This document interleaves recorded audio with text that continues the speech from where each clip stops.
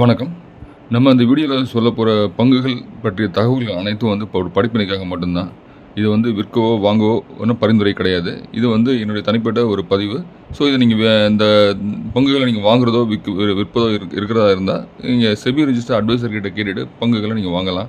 நான் SEBI register advisor கிடையாது. Okay, நம்ம இப்போ வீடியோக்குள்ளே போகலாம். இன்றைக்கி வந்து நம்ம வந்து மார்க்கெட் பார்த்தோம் அப்படின்னா கண்டினியூஸாக ஒரு 4வது நாளாக ஏற்றம் கொடுத்துருக்கு அப்படின்னு சொல்லலாம். 103 புள்ளிகள் ஏறி இருக்குது. அதேமாதிரி பேங்க் நிஃப்டி பார்த்தோன்னா ஒரு 130 புள்ளிகள் ஏறி இருக்குது.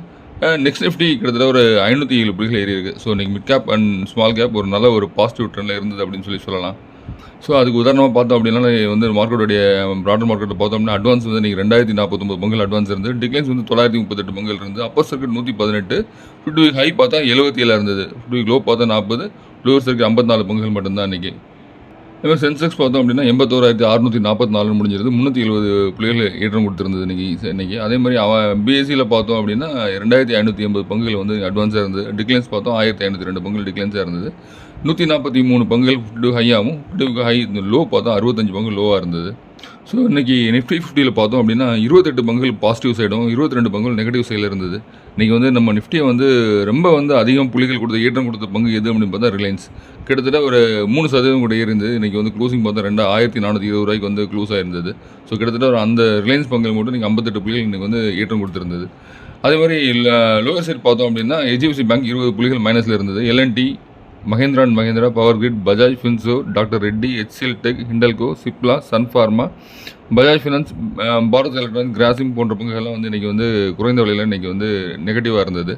அதே பாசிட்டிவ் சைட் பார்த்தோம் அப்படின்னா ரிலையன்ஸ், டாடா மோட்டார்ஸ் இன்றைக்கி அதே மாதிரி கிட்டத்தட்ட 3% ஏற்றம் கொடுத்துருந்தது, 700 ரூபா இன்றைக்கி ரேஞ்சில் முடிஞ்சிருந்தது. அது ரிலையன்ஸ் அதே மாதிரி நல்ல ஒரு ஏற்றம் இன்றைக்கி கிட்டத்தட்ட ஒரு 3% கிட்ட. அதேமாதிரி பாரதி ஏர்டெல் பார்த்தோம் இன்றைக்கி அதேமாதிரி 10 புள்ளி ஏற்றம் கொடுத்துருந்தது. கோட்டக் பேங்க், ஜொமேட்டோடைய பேரண்ட் கம்பெனியில் எட்டர்னல் ஆகுது. அப்புறம் ஹிந்துஸ்தான் யூனிலிவர், அதானி போர்ட்ஸ், அதானியோட துணை நிறுவனம் அதானி போர்ட்ஸ் இதெல்லாம் பார்த்தா இன்றைக்கி அதானி என்டர்பிரைஸ் இதெல்லாம் பார்த்தா கிட்டத்தட்ட ஒரு 3% கூட ஏற்றம் கொடுத்துருந்தது. ITC, Bajaj Auto, Maruti, Tech Mahindra, Infosys, Adani Enterprises, Hero MotoCorp, Nestle India, ICICI Bank, UltraTech Cement, Tata Consumer, SBI Bank, Tata Steel, TCS போன்ற பங்குகள்லாம் வந்து இன்றைக்கி வந்து முக்கியமான பங்குகள் இன்றைக்கி வந்து இன்றைக்கி நிஃப்டி வந்து ஏற்றம் கொடுத்த பங்குகளாக இருந்தது. அதில் குறிப்பாக பார்க்கணும் அப்படின்னா ரிலையன்ஸ் பார்க்கலாம். கிட்டத்தட்ட ஜொமேட்டோ வந்து இன்றைக்கி 2% ஏற்றம் கொடுத்தது. அதானி போர்ட்ஸ் ஒரு 3% ஏற்றம் கொடுத்துருந்தது அந்த இதில். பஜாஜ் ஆட்டோ ஒரு 2% ஏற்றம் கொடுத்துருந்தது. அதானி என்டர்பிரைஸ் ஒரு 2.5% ஏற்றம் கொடுத்தது. ஹீரோ மோட்டோ கார்ப் கிட்டத்தட்ட ஒரு 2.5% ஏற்றம் கொடுத்துருந்தது. அதே மாதிரி பார்த்தோம் நெக்ஸ்ட் நிஃப்டியில் கிட்டத்தட்ட ஒரு 50 பங்குகளில் 10 பங்குகள் நெகட்டிவ், 40 பங்குகள் பாசிட்டிவாக இருந்தது. அதில் வந்து குறிப்பாக பார்க்கணும் அப்படின்னா Vedanta, Motherson Sumi, DMart, Adani Green, Bank of Baroda, Canara Bank, TVS Motor, Adani Power, Colgate Palmolive, Jio Finance, Indian Oil Corporation, United Spirits, REC, DLF, Jindal Steel, Bosch, Havells, Marico, IRFC, கார்டேஜ் Properties, Punjab National Bank, Tata power,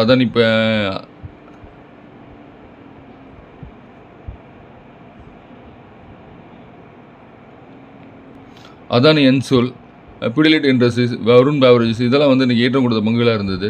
அது மாதிரி இறக்க கண்ட பங்குகள்லாம் அந்த 10 பங்குகள் Bajaj Holding, Hindustan Aeronautics Limited, Bharat Electronics, ஹட்கோ, IndiGo, Shree Cement, Trent, Berger Paints, ICICI Prudential Life, SRF இந்த பங்குகள்லாம் இன்றைக்கி வந்து நெக்ஸ்ட் நிஃப்டியில் இறக்கம் கண்ட பங்குகளாக இருந்தது.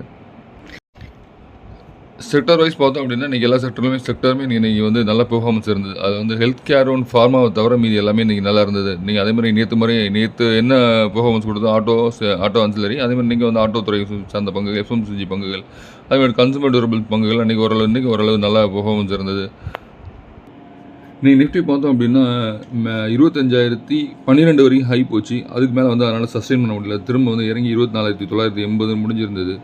நாளைக்கு நாளன்னு வந்து நிஃப்டியோட ஏற்றம் எப்படி இருக்குன்னா இந்த 25,020 25,050 வந்து நல்லா பவராக பிரேக் ஆகணும்.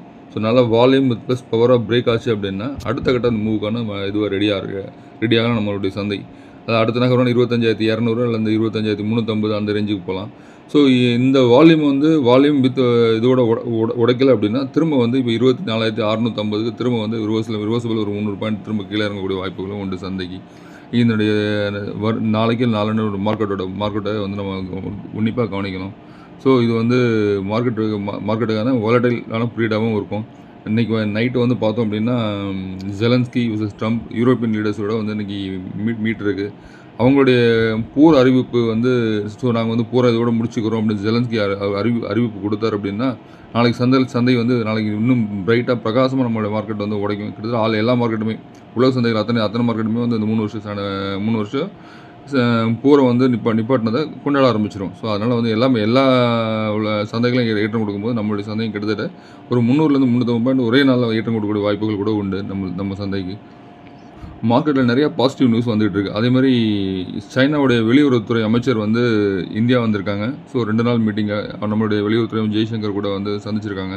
அவர் வந்த உடனே வந்து இங்கே வந்து நமக்கு சில முக்கியமான ஒரு இதெல்லாம் வந்து எடுத்திருக்காங்க. அவங்க என்னென்னா ஃபர்டிலைசர், ரேர் எர்த் எலமெண்ட்ஸ்க்கான அப்புறம் சுரங்கம் தோன்றக்கான இதெல்லாம் வந்து இதுவரைக்கும் ஏற்றுமதி வந்து அவங்க தடை பண்ணி வச்சுருந்தாங்க. இதெல்லாம் வந்து ஒரு ஓப்பன் பண்ணி விட்டுருக்க மாதிரி இவங்க வந்து இன்றைக்கி செய்திகள் வந்திருக்கு. அது வந்து பெரிய பிக் பாசிட்டிவ் டு மார்க்கெட் நமக்கு அது. ஸோ அதே மாதிரி நிறைய மீட்டிங்ஸ் நம்மளுடைய பிரைம் மினிஸ்டர் வந்து சைனா போகிறாங்க. அதுக்கு முன்னாடி வந்து சில முக்கியமான டீலிங்ஸை வந்து சைன் அப் பண்ண ஆரம்பிச்சிருக்காங்க. இது இந்த மூவ் வந்து ஆஃப்டர் ஒரு 3 இயர்ஸ் கழிச்சு, அதாவது அந்த சைனா இந்தியா கல்வான் பள்ளத்தாக்கில் நடந்த பிரச்சனைக்கு பிறகு இப்போ வந்து மூவ் வந்து ஒரு பிரகாசமான மூவ் நம்ம இந்தியாவை எடுத்திருக்காங்க, சைனாவை எடுத்திருக்காங்க. ஸோ இதில் வந்து நிறைய நியூஸஸ் வந்து பாசிட்டிவ் நியூஸஸ் வந்ததுன்னா மார்க்கெட்டை வந்து திரும்ப இன்னும் மேற்கொண்டு நகட்டக்கூடிய வாய்ப்புகள் உண்டு. அதே மாதிரி பார்த்தோம் அப்படின்னா ஜிஎஸ்டி ரிஃபார்ம்ஸ் அது வந்து ரொம்ப வந்து இப்போ வந்து சந்தையில் வந்து ஒன்றா வந்து ஒரு நியூஸ் வர எஃப்எம்சிஜி ஆட்டோ அன்சிலரி ஸ்டாக்ஸுக்கு, அதுமாதிரி ஹெல்த் கேர், இந்த மாதிரி இதுங்களுக்கெல்லாம் வந்து அவங்க என்னென்ன ஜிஎஸ்டி வந்து எப்படி ரெடியூஸ் பண்ண போகிறாங்க அப்படின்றதெல்லாம் வந்து ஒவ்வொரு சோர்ஸஸ்க்கும் ஒன்று சொல்லும் போது அந்தந்த செக்டார் வைஸ் ஸ்டாக்ஸ் வந்து நமக்கு வந்து ரேட் கொடுக்கும் வரும் செஷனில் வந்து பார்த்தோம் அப்படின்னா தீபாவளிக்குள்ளே வந்து அந்த ஜிஎஸ்டி ரிஃபார்ம்ஸ் வந்து அறிவிச்சிருவாங்க அப்படின்னு சொல்லியிருக்காங்க. அது எவ்வளோ சீக்கிரம் அறிவிக்கப்படான்னு தெரியல. இப்போ அதுக்காக வந்து மீட்டிங் நடந்துகிட்டு இருக்குது. இந்த மீட்டிங்கில் வந்து ஒரு செய்தியாக வெளியே வரும்போது என்ன ஆகும் அப்படின்னா, அந்த செக்டர் துறையை அந்த பங்குகள் வந்து நமக்கு வந்து அந்த எதிரொலிக்கும். அந்த செக்டரில் உள்ள பங்குகள் நமக்கு வந்து ஏற்றம் கொடுக்க வாய்ப்பு இருக்குது. நெகட்டிவ் நியூஸ் வந்து அந்த செக்டரில் உள்ள பங்குகள் நெகட்டிவ் ரிட்டர்ன் போக வாய்ப்பு உண்டு. ஸோ இது ரெண்டுமே வந்து நடக்கலாம். இப்போ வந்து நெகட்டிவ் ரிட்டர்ன் அப்படின்னு நீங்கள் எடுத்துக்கிட்டிங்கன்னா ஐடிசி, கார்டே ஃபிலிப்ஸ், இந்த மாதிரி சிகரெட் தயாரிப்பு நிறுவனங்கள், அப்புறம் வந்து பான் மசாலா தயாரிக்கிற நிறுவனங்கள், இந்த மாதிரி இதெல்லாம் வந்து சந்தைக்கு வந்து 40% டேக்ஸ் எல்லாம் வரதுனால அந்த மாதிரி பொருட்களுக்கெல்லாம் வந்து விலை வந்து குறையலாம். அதே மாதிரி எடுத்துக்கிட்டோம்னா ஆட்டோ ஸ்டாக்ஸ் எடுத்துக்கிட்டிங்கன்னா அப்படின்னா மாருதி, டாட்டா, ஹூண்டா எல்லாம் ரொம்ப ரேட் கம்மியாக இருக்குது. பார்த்தீங்கன்னா உங்களுக்கு தெரியும் 2400 சில்லற தான் இப்போ இன்றைக்கி கூட ஒரு 7% கூடியிருந்தது நினைக்கிறேன் ஹூண்டாய். ஸோ அதெல்லாம் வந்து ரேட் ரொம்ப சீப்பாக இருக்குது. இந்த மாதிரி பங்குகள்லாம் ஏற்றம் கொடுக்கக்கூடிய வாய்ப்புகள் ரொம்ப பிரகாசமாக இருக்குது. ஏன்னா கிட்டத்தட்ட ஒரு 28%-லேருந்து 18% நகட்டும் போது கிட்டத்தட்ட வந்து ஒரு பெரிய பல்க் அமௌண்ட் வந்து ஸ்மால் கிளாஸ் பீப்புளுக்கு, மீடியம் கிளாஸ் பீப்புள்ஸ்க்கும் வந்து அது ரொம்ப வந்து யூஸ்ஃபுல்லாக இருக்கும். ஸோ அவங்களுடைய கனவுகளுக்கான அந்த ரேட் அதாவது ப்ரைஸிங்கில் வந்து காரோட ப்ரைஸிங் குறையும் போது பெரிய அமௌண்ட் குறையிற மாதிரி இருக்கும். அது வந்து அதே மாதிரி டெய்லி யூசேஜ் பொருட்கான எஃப்எம்சிஜியில் எடுத்துக்கிட்டிங்க அப்படின்னா நிறைய பொருட்கள் கிட்டத்தட்ட வந்து 12லேருந்து 5 வரும். 5லேருந்து 0 வர பொருட்கள் நிறையா இருக்குன்னு எதிர்பார்ப்பு இருக்குது. ஸோ பார்க்கலாம் அதெல்லாம் வந்து எப்படி பண்ண போகிறாங்க அப்படின்னு சொல்லி. ஏன்னா டெய்லி யூசேஜான பொருட்களுக்கெல்லாம் வந்து கிட்டத்தட்ட 28% பாதி இருந்தது. ஸோ அதெல்லாம் வந்து திரும்ப வந்து 18 இல்லாமல் 12% வரும்போது கிட்டத்தட்ட அது வந்து 16% வந்து இறக்கிறதுக்குள்ளே வரலாம் சில பொருட்கள்லாம். அந்த மாதிரி பொருட்கள்லாம் வரும்போது வந்து ரொம்ப வந்து அந்த கம்பெனிகளுக்கு யூஸ்ஃபுல்லாக இருக்கும். ஸோ அந்த கம்பெனிகள்லாம் வந்து திரும்ப வந்து நல்ல ஒரு பாசிட்டிவ் சைடு போகிறதுக்கான வாய்ப்புகள் உண்டு. அதே மாதிரி நல்ல ஒரு ஏற்றம் கொடுக்கணும், அந்த பங்குகள்லாம் நல்ல ஏற்றம் கொடுக்கணும் வாய்ப்புகளும் உண்டு. அதே மாதிரி HCLக்கு ஒரு பெரிய பாசிட்டிவ் நியூஸ் வந்திருக்கு. அது என்னென்ன அப்படின்னா டிஃபென்ஸ் ஸ்டாக் வந்து 62,000 கோடி வந்து அவங்களுக்கு கிளியர் பண்ணியிருக்காங்க. 97 தேஜஸ் ஃபைட்டர் விமானத்துக்கு வந்து அந்த இதை வந்து அவங்களுக்கு அந்த கம்பெனி கிளியரன்ஸ் கொடுத்துருக்காங்க. ஸோ இது வந்து ஒரு பெரிய பிக் பாசிட்டிவ் நியூஸாக எதிர்பார்க்கலாம் HCLக்கு. அதே மாதிரி முதல்ல ஒரு ஆர்டர் 48,000 கோடி கொடுத்துருந்தாங்க. ஸோ 83 ஜெட்டுக்கு. இப்போ இது வந்து ரெண்டாவது ஆர்டர் 97 தேஜஸ்க்கு வந்து இப்போ வந்து ரெண்டாவது 62,000 கோடி அவங்களுக்கு கிளியரன்ஸ் கொடுத்துருக்கிறது பெரிய பிக் பாசிட்டிவ் நியூஸாக வந்து நம்ம எதிர்பார்க்கலாம் HCLக்கு. மொத்தம் பார்த்தா 180 விமானங்கள் வந்து HCL வந்து நம்ம டிஃபென்ஸ் துறைக்கு வழங்க போகிறாங்க தேஜஸ். அதே மாதிரி பார்த்தோம் அப்படின்னா பிரிக்ஸ் சம்மிட் வந்து 2026 இந்தியாவில் வச்சு நடக்க போகுது. அதுக்கு வந்து சைனா உதவி பண்ணுற மாதிரி இந்தியாவும் வந்து 2027 பிரிக்ஸ் சம்மிட் வந்து நடக்கிறதுக்கு அவங்க ஊரில் சைனாவில் நடக்கிறதுக்கு இந்தியா உதவி பண்ணணும்னு சொல்லி அதாவது வெளியுறவுத்துறையிலேருந்து ஒரு தகவல் தெரிவிச்சிருக்கிறாங்க. ஹரன் ரிசர்ச் இன்ஸ்டியூட் அப்படின்றவங்க வந்து பில்லியனர்ஸோட நம்பர்ஸ் வந்து எண்ணிக்கையை வந்து வெளியிட்டிருக்காங்க. அதில் வந்து நியூயார்க் பார்த்தா 119 பேர் 119 பில்லியனர்ஸ் நியூயார்க்கில் இருக்கிறதாகவும், லண்டனில் 97 பில்லியனர்ஸ் இருக்கிறதாகவும், மும்பையில் 92 பில்லியனர்ஸ் இருக்கிறதாகவும், பெய்ஜிங்கில் 91 பில்லியனர்ஸ் இருக்கிறதாகவும், ஷாங்காயில் 87 பில்லியனர்ஸ் இருக்கிறதாகவும், ஷான்ஷனில் 84 பில்லியன்ஸ் இருக்கிறோம், ஹாங்காங்கில் 65 பில்லியன்ஸ் இருக்கிறதாகவும், மாஸ்கோவில் 59 பில்லியன்ஸ் இருக்கிறதாகவும், நியூ டெல்லியில் 57 பில்லியன்ஸ் இருக்கிறதாகவும், சான் ஃப்ரான்சிஸ்கோவில் 52 பில்லியன்ஸ் இருக்கிறதாகவும் ஹரன் ரிசர்ச் இன்ஸ்டியூட் வந்து தகவல் கொடுத்துருக்குறாங்க. நியூ ஏஜ் டெக் கம்பெனிஸ், அதாவது எடுத்துக்கிட்டீங்க அப்படின்னா பேடிஎம், ஓலா எலக்ட்ரிக் இந்த மாதிரி கம்பெனிஸ் இருக்கு இல்லையா, புதுசாக வந்து நியூ ஏஜ் டெக் கம்பெனிஸ், இவங்கலாம் வந்து இன்றைக்கி வந்து பேடிஎம் எடுத்துகிட்டு 5%, ஓலா எலக்ட்ரிக் 9% ஏற்றம் இருந்தது, நைக்கா ஒரு 3%, எட்டர்னல், ஜொமேட்டோ 2%, பிபி ஃபின்டெக் அது 2%, 2-3% ஏற்றம் கொடுத்துருந்தது, டெலிவரி ஒரு 2% ஏற்றம் கொடுத்துருந்தது. நாளைக்கு நாளை மெயின் போர்டு ஐபிஓ 4 ஐபிஓ வந்து ஓப்பனில் இருக்குது. ஸோ அதை பார்த்தோம் அப்படின்னா முக்கியமான ஐபிஓ அப்படின்னா பட்டேல் ரீட்டைல் ஐபிஓ ஒன்று, Vikram solar IPO 1, GeM aerobatics IPO 1, Sreeji shipping global IPO 1, இவங்களாம் வந்து 21 க்ளோஸ் ஆகுது. இந்த ஐபிஓவில் வந்து 4 ஐபிஓ, அதே மாதிரி எஸ்எம்இ ஐபிஓவில் வந்து எல்ஜிடி பிஸ்னஸ் கனெக்ஷன்ஸ் அப்படின்ற ஒரு ஐபிஓ வந்து இருக்குது. அது வந்து இப்போ அதுவும் 21 க்ளோஸ் ஆகுது. இதில் முக்கியமான ஐபிஓ அப்படின்னு சொல்லி பார்க்க போனால் Vikram solar, Patel retail IPO, Sreeji shipping global. So இந்த ஒரு 3 ஐபிஓ வந்து ஓரளவு நல்ல ஒரு பெர்ஃபார்மன்ஸ் இருக்கும் அப்படின்னு சொல்லி மார்க்கெட்டில் எதிர்பார்க்குறாங்க. அது பெரிய ஐபிஓ அப்படின்னு சொல்லி பார்க்கும்போது விக்ரம் சோலார் வந்து கிட்டத்தட்ட ஒரு 2080 கோடி ரூபாய்க்கு ஐபிஓ. ஸோ இது போடுறவங்களுக்கு ஓரளவு கிடைக்கக்கூடிய வாய்ப்புகள் வந்து பட்டேல் ரீட்டைல்ஸ்னா சின்ன இது ஐபிஓ தான், 245 கோடி உள்ள ஐபிஓ தான். அதே மாதிரி ஸ்ரீஜி ஷிப்பிங்கும் ஒரு 410 கோடி ரூபா உள்ள ஐபிஓ தான். ஸோ இதில் வந்து இந்த 3 விக்ரம் சோலார் வந்து புக் பண்ணுறவங்களுக்கு ஓரளவு கிடைக்கக்கூடிய வாய்ப்புகள் உண்டு. அதில் இப்போ க்ரீன் மார்க்கெட் ப்ரீமியமும் வந்து ஓரளவு நல்லாயிருக்கும்னு தோணுது. ஸோ லிஸ்டிங் ஆகும்போது ஒரு 332 மார்க்கெட் அவங்களோட இது ப்ரைஸ் இருக்குது. லிஸ்டிங் ஆகும்போது கிட்டத்தட்ட ஒரு 30 ரூபாலேருந்து 40 ரூபா வரைக்கும் அதிகமாகச்சு அப்படின்னா 370 ரூபா அந்த ரேஞ்சில் வந்து நம்ம லிஸ்டிங் ஆகக்கூடிய வாய்ப்புகள் உண்டு. இப்போ பட்டேல் ரேட்டில் பார்த்தோம்னா 255 ரூபா இருக்குது. இதில் ஒரு 30லேருந்து 35 ரூபா வச்சுன்னா 280 ரூபா 255 ரூபா லிஸ்டிங் ஆகக்கூடிய வாய்ப்புகள் உண்டு.